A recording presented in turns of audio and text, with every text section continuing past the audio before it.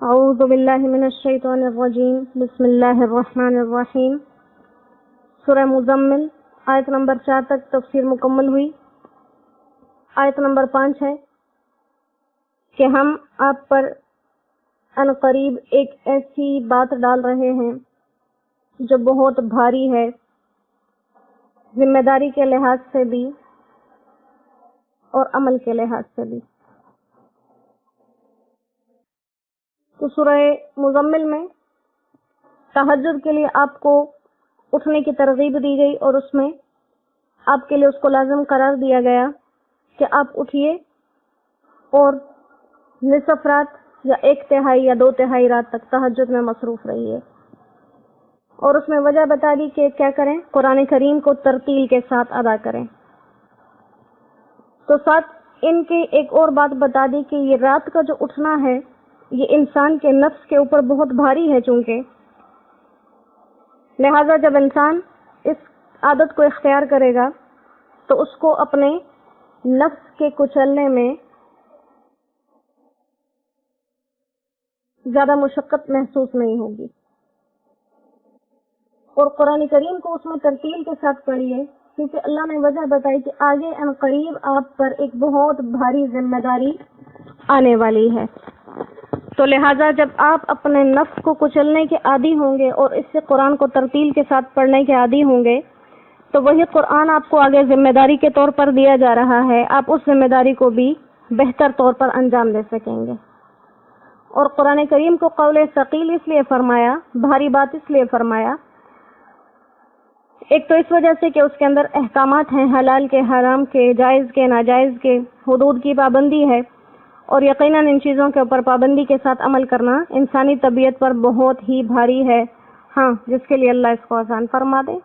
اللہ ہم سب کے لیے آسان بنا دے، اور شریعت کو اللہ ہماری طبیعت بنا دے۔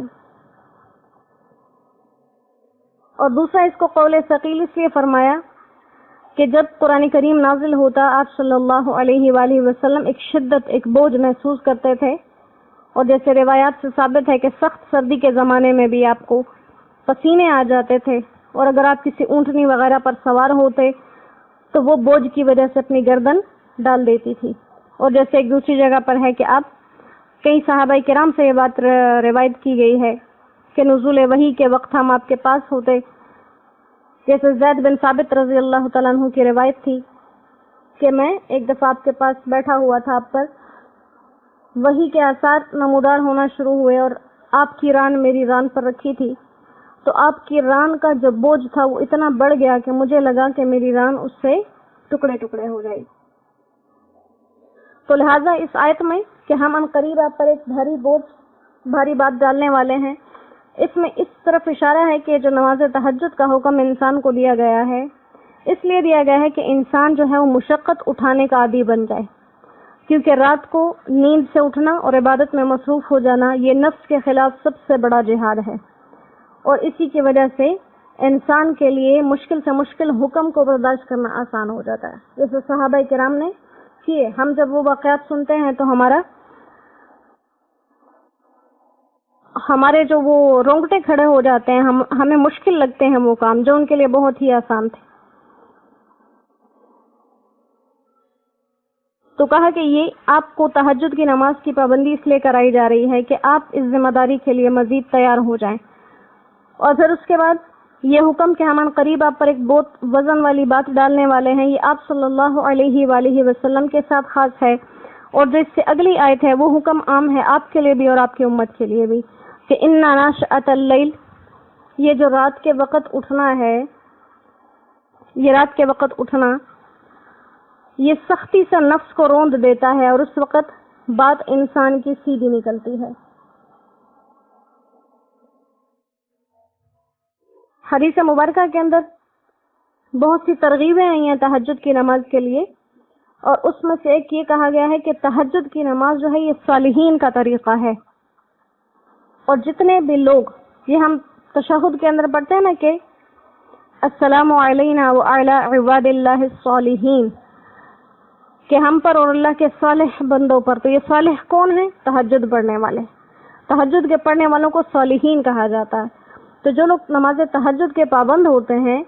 دنیا میں روزانہ جتنی نمازیں پڑھی جاتی ہیں اور اس میں جتنے تشہد پڑھے جاتے ہیں، اس میں جتنی دفعہ یہ دعا دہرائی جاتی ہے، اتنی دفعہ اللہ کی طرف سے ان لوگوں پر سلامتی ہوتی ہے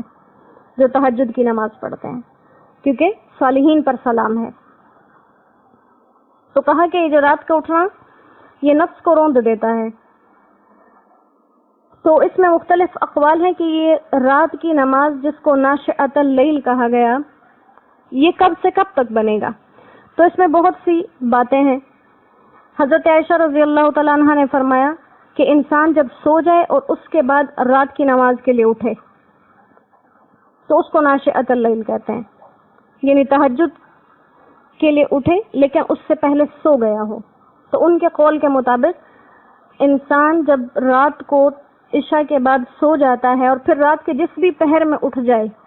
اور تہجد پڑھ لے تو یہی اٹھنا اس کے لیے ناشئۃ اللیل ہو جاتا ہے۔ بعض حضرات نے فرمایا کہ رات کے جو آخری حصے کو قیام کرنا ہے، صبح کے قریب کا جو حصہ ہے، اس کو ناشئۃ اللیل کہتے ہیں۔ بعض حضرات نے فرمایا کہ سونا شرط نہیں ہے، رات کے جس بھی حصے میں نماز پڑھی جائے وہ ناشئۃ اللیل بن جاتی ہے۔ اور حضرت حسن بصری فرماتے ہیں کہ عشاء کی نماز کے بعد جو بھی نماز پڑھی جائے وہ ناشئۃ اللیل ہے۔ اسی طرح سے تمام حضرات کے یہ اقوال ہیں، تو ان کی اگر ان کو آپس میں اکٹھا کر دیا جائے تو اصل میں رات کا قیام یعنی قیام اللیل کے رات کو قیام کریں اور ناشئۃ اللیل دونوں کے اندر کوئی الگ بات نہیں ہے۔ عام ہے کہ رات کے کسی بھی حصے میں جو نماز پڑھی جائے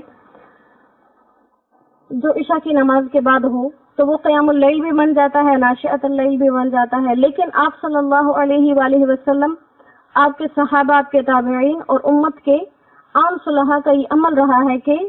سو کر اٹھنے کے بعد رات کے آخری حصے میں زیادہ تر ادا کرتے تھے، کیونکہ وہ حصہ زیادہ تر وہ افضلیت والا ہے۔ اور اگر صرف رات کے کسی بھی حصے میں آخری سے پہلے، درمیانی رات میں یا عشاء کے بعد،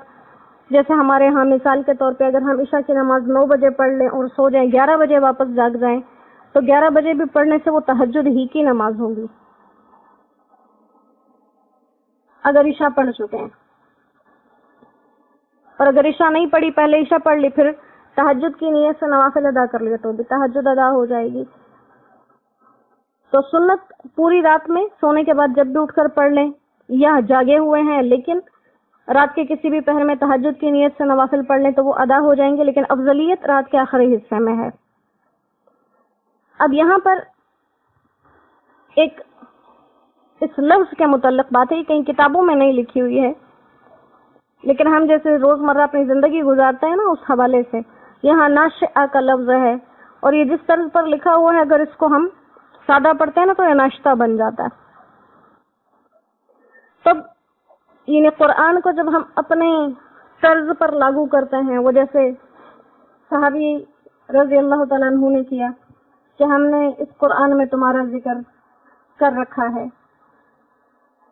تو پھر ڈھونڈتے رہے اپنا ذکر، واقعہ 2-3 دفعہ بیان ہو چکا ہے۔ تو اسی طرح جب ہم اس لفظ کو اپنے طرز پر لیتے ہیں نا تو اللہ سبحانہ و تعالیٰ تو فرماتے ہیں کہ انسان کا بہترین ناشتہ کیا ہے؟ سو کر اٹھنے کے بعد نماز، یہ انسان کے لیے بہترین غذا ہے۔ اور ہم لوگوں نے اس کو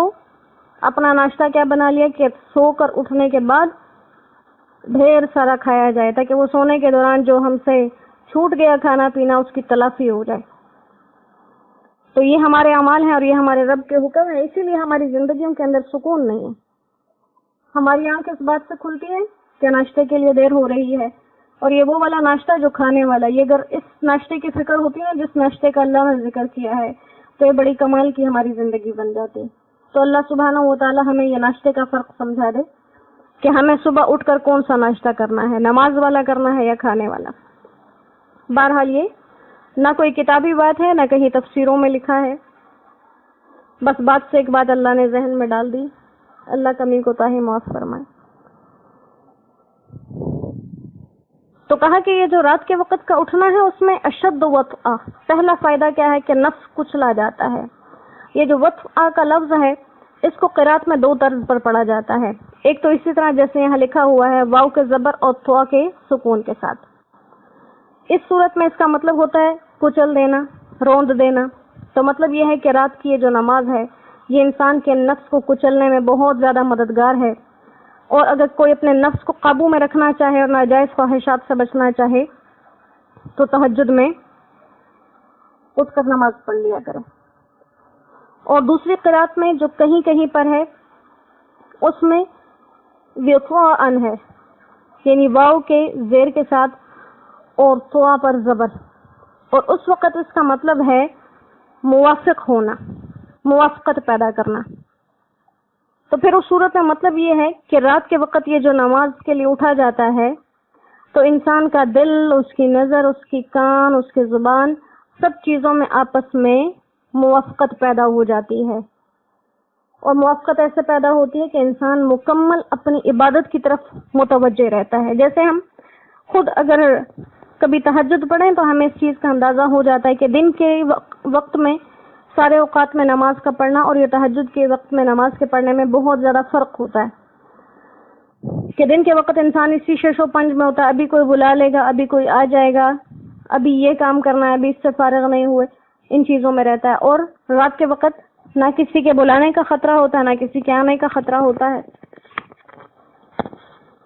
تو لہذا یہ رات کا وقت چونکہ عموماً کاموں سے فارغ اور شور شرابہ بھی نہیں اور سکون کا وقت ہے، لہذا اگر کوئی انسان تھوڑا سا بلند آواز سے اپنی تلاوت کو کرے گا تو وہ جو الفاظ اس کے زبان سے نکلیں گے وہ اپنے کانوں سے ان کو سنے گا بھی اور دل بھی اس کی طرف متوجہ رہے گا. وہ اقوام قیلہ کا مطلب یہی ہے کہ رات کے وقت جب تلاوت قرآن کی جاتی ہے تو اس میں زیادہ انسان اپنی تلاوت کی طرف متوجہ ہوتا ہے، تو درستگی کے ساتھ جو ہے وہ ادائیگی ہوتی ہے اور صرف اپنے پڑھنے کی طرف دھیان ہوتا ہے، آگے پیچھے کی طرف دھیان نہیں ہوتا. تو لہذا اس آیت مبارکہ میں بھی آپ کو رات کے قیام کی یہ حکمت بتائی جا رہی ہے کہ رات کا یہ جو قیام ہے دو وجہ سے. ایک وجہ تو خاص آپ کے ساتھ ہے کہ عنقریب آپ پر ایک بھاری بات نازل کی جا رہی ہے، بھاری ذمہ داری دی جا رہی ہے، اور دوسرا کہ رات کی نماز میں دو وصف ہیں. ایک تو یہ کہ دل اور زبان میں موافقت ہو جاتی ہے، اور دوسرا یہ کہ قرآن کی تلاوت میں سکون کی وجہ سے آسانی ہو جاتی ہے. اور پھر آگے بتا دیا کہ یہ رات کی نماز کا ذکر کیوں کیا، کیونکہ ان لک فی النہار سبحا طویلا. سبح کہتے ہیں گھومنے پھرنے کو یا جاری ہونے کو، اور عربی میں تیراکی کو بھی سبحن یا صباحت کہا جاتا ہے. تو مطلب یہ ہے کہ دن بھر آپ جو مشاغل میں مصروف رہتے ہیں، چاہے وہ تعلیم و تبلیغ کے ہوں، لوگوں کی اصلاح کے ہوں، یا معاشی اپنے مسائل کے لیے چلنا پھرنا، یہ سب داخل ہے. لہذا دن کو اپنے تمام کاموں کو مکمل کیجیے اور رات کو صرف اور صرف آپ کا یہ کام ہو کہ آپ اللہ کے ذکر کے لیے خود کو فارغ کریں.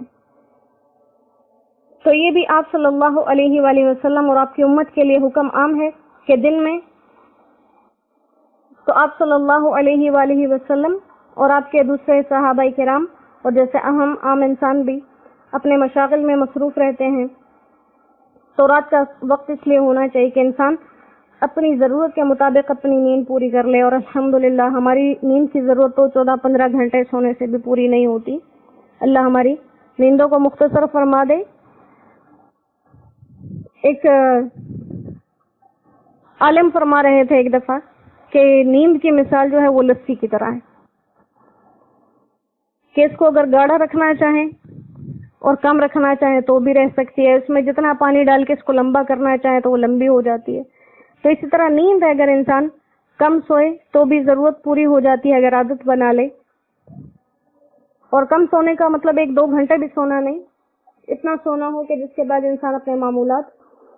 صحیح طور پر ادا کر سکے. اور اتنا زیادہ بھی نہ سوئے کہ دن کے 2 حصے سونے میں گزار دے اور 1 حصہ جاگنے میں. یہ جو اللہ سبحانہ و تعالیٰ نے حکم دیا ہے ہم اس کے مخالف چل رہے ہیں. اللہ فرما رہے ہیں کہ 2/3 رات میں، وہاں تو صرف رات کا ذکر ہے کہ 2/3 رات عبادت کرو، نصف رات عبادت کرو، 1/3 رات عبادت کرو. ہم نے دن کو انہی 3 حصوں میں اپنے طرز پر تقسیم کر لیا. ہم 2 حصے آرام کرتے ہیں، 1 حصے اپنی دنیا کے کام کرتے ہیں، یا آدھے دن آرام کرتے ہیں اور آدھا دن ہماری دنیا کی ضروریات میں. ہمارے پاس اصل میں جس کام کا وقت ہے اس کے لیے ہم نے کبھی وقت نہیں نکالا. تو یہاں پر علماء فرماتے ہیں اس آیت سے یہ بات ثابت ہوتی ہے ان لکا فی النہار سے کہ چاہے اگر کوئی انسان عالم ہی کیوں نہ ہو، کوئی صوفی ہی کیوں نہ ہو جو کہ سارا دن دین ہی کے کام میں مصروف رہتا ہے، اس کو بھی یہ چاہیے کہ اپنے دین کے حوالے سے جتنے وہ کام سیکھنے سکھانے، تعلیم اور تربیت، لوگوں کی اصلاح کے بارے میں لگا رہتا ہے، وہ دن کو ہی مکمل کرے۔ رات کا وقت اللہ نے جس ترتیب پر بنایا ہے اسی ترتیب سے رکھے کہ اللہ کے دربار میں حاضر ہو اور فراغت کے ساتھ اس کی عبادت کرے۔ ہاں اگر کبھی کبھار اتفاقاً کوئی تعلیمی ضرورت رات کو پیش آ جائے تو وہ مستثنا ہے۔ اور پھر ساتھ یہ کہہ دیا کہ ہر انسان کے لیے اس چیز کی ضرورت ایک جیسی ہے، کوئی بھی انسان ایسا نہیں ہے کہ وہ اس ضرورت سے خالی ہو۔ تو اللہ سبحانہ و تعالی ہمیں انہی طرز کے اوپر اپنے دن اور رات گزارنے والا بنا دے کہ اگر ہم راتوں کو جاگیں تو ہمارے جاگنے کا مقصد اللہ کی رضا ہو، دنیاوی مشاغل نہ ہو۔ اللہ کریم اپنے اس پاک کلام پر ہمیں عمل کرنے کی توفیق عطا فرما دیں، اور انشاءاللہ اس کو کوشش کریں۔ اس نماز میں تہجد ہی کا ذکر ہے، جتنے لوگ زبانی یاد کر سکیں۔ 2 دن میں 7 آیات کا یاد کرنا کوئی مشکل نہیں ہوگا اگر کوئی یاد کرنے کی کوشش کرے گا۔ اللہ فرماتے ہیں من جاہد فینا لنہدینہم سبلنا، جو ہمارے لیے مشقتیں اٹھاتا راستے ہم اس کے آسان کر دیتے ہیں۔ ہمارے ذمہ نیت کرنا ہے، پورا کرنا اللہ کے ذمہ ہے۔ تو انشاءاللہ نیت کر لیں اور پھر تہجد میں اس کو پڑھنے والے ہم بنیں اور اس کی لذت کو وہاں محسوس کریں۔ اللہ سبحانہ و تعالیٰ اپنے قرآن کی یہ پاک مطالب ہمارے سینوں میں اتارنے اور ہمارے دل پر اس کو اس بہترین طرز پر اس کو اتاریں کہ ہمارا دل اس کلام سے منور ہو جائے، روشن ہو جائے، اور ہمارے لیے اس پر عمل کرنا سہل اور آسان ہو جائے۔ وما علینا الا البلاغ وآخر دعوانا ان الحمد للہ رب العالمین۔ السلام علیکم ورحمۃ اللہ وبرکاتہ۔